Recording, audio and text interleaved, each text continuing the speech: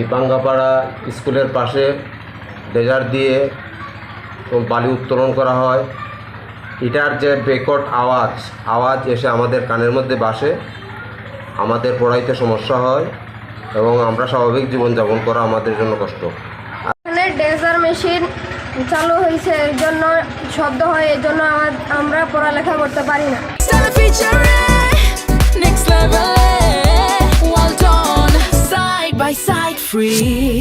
গোসল করতে আইলে এদিক দিয়ে মহিলা মানুষ সবাই ঝামেলা করে, আর আমরা নাও করছি মেশিনরা, তারা কোনো বাধা দেয় না, শুনে না